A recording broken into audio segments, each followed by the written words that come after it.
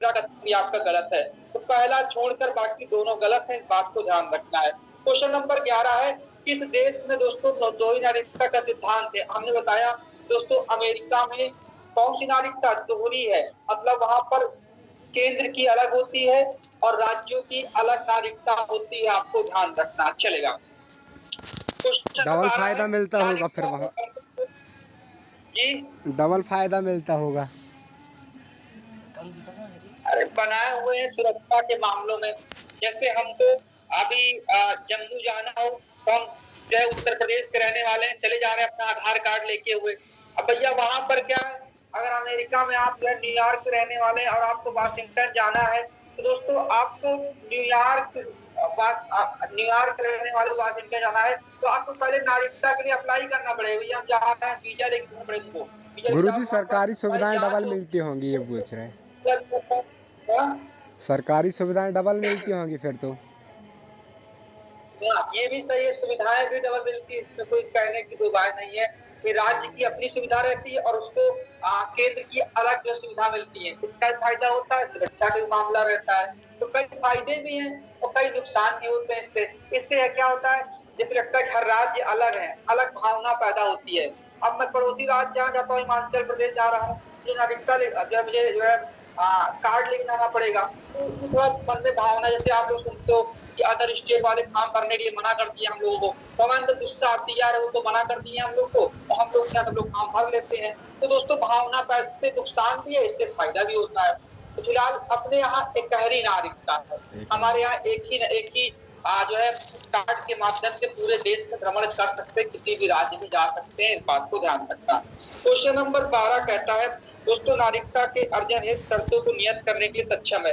मतलब नागरिकता का कानून बनाने का अधिकार किसके पास है? क्या राष्ट्रपति के पास, प्रधानमंत्री के पास, संसद के पास? संसद के पास। अनुच्छेद 11 हित कहता है।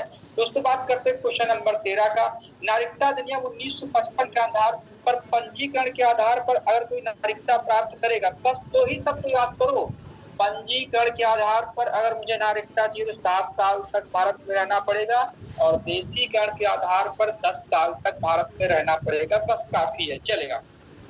क्वेश्चन नंबर 14 है दोस्तों, भारत में नागरिकता का निर्धारण विशिष्ट अधिकार किसे? अरे संसद को आपको ध्यान रखना है, यहाँ पर ऑप्शन में सब गलत है। यहाँ आपको मैंने कहा ना कि नागरिकता का निर्धारण बनाने का अधिकार केवल संसद के पास है, अनुच्छेद 11 कहता है। संसद कहीं लिखा है, ये सब गलत है, चलेगा। क्वेश्चन नंबर 15 है, नागरिकता विधेयक 2019 संसद में कब पारित हुआ? तो दंगे वंगे हुए थे, आप पता हुआ, दिल्ली में महिलाएं बैठ गई थी, मुस्लिम लोग एक बहुमत में आ गए थे।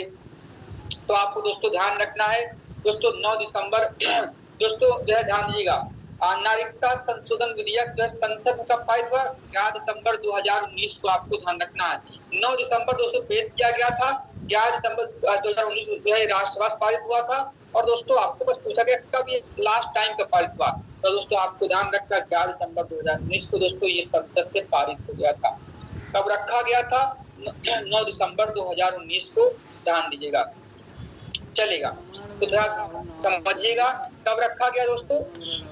अच्छा कोई सोचा कि ऐसा कोई किसने सोचा कि क्वेश्चन 2016 में आया है और नागरिकता अधिनियम 2019 में आया है, तो ये क्वेश्चन तुम लोग कुछ इसके बारे में सोचे नहीं थे, लेकिन नीचे लिखा हुआ है कि ये 2016 में आया है और लिखा है नागरिकता संशोधन 2019 में पारित हुआ है, मतलब मामला क्या है, समझ पाए आप लोग? आप लोग समझे कि ये यहाँ पे कुछ गड़बड़ हो रही है। ये क्वेश्चन 2016 में आया बता रहा हूँ और ये क्वेश्चन 2019 का बना हुआ है, नागरिकता 2019 में है ना।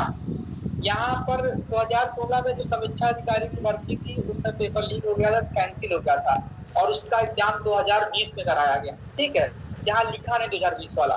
तो फिलहाल आपको ध्यान रखना है 2019 का नागरिकता अधिनियम कब पारित हुआ? 11 दिसंबर 2019 को, बस इतना काफी, इसलिए यहाँ गड़बड़ लिखा था, चलेगा। लास्ट क्वेश्चन है दोस्तों, नागरिकता कानून कब पारित हुआ दोस्तों अंतिम बार? तो आपको ध्यान रखना है 11 दिसंबर 2019 को नागरिकता कानून पारित हुआ। इसी के दोस्तों मैंने बताया था, इसके तहत क्या हुआ था, हमारे जो पड़ोसी राज्य हैं अफगानिस्तान, बांग्लादेश, पाकिस्तान, वहां से आए हुए मुस्लिमों को छोड़कर बाकी सभी हिंदू, ईसाई, सिख, जैन, पारसी सबको नागरिकता दी जाएगी। यहाँ तक कल बताए थे। अब हम लोग पढ़ना मौलिक अधिकार, जो हम लोग पढ़े कल। हमारा तबीयत खराब है, हम पढ़ भी नहीं पा रहे हैं, बता दो, थोड़ा सब्र होते हो रहा है।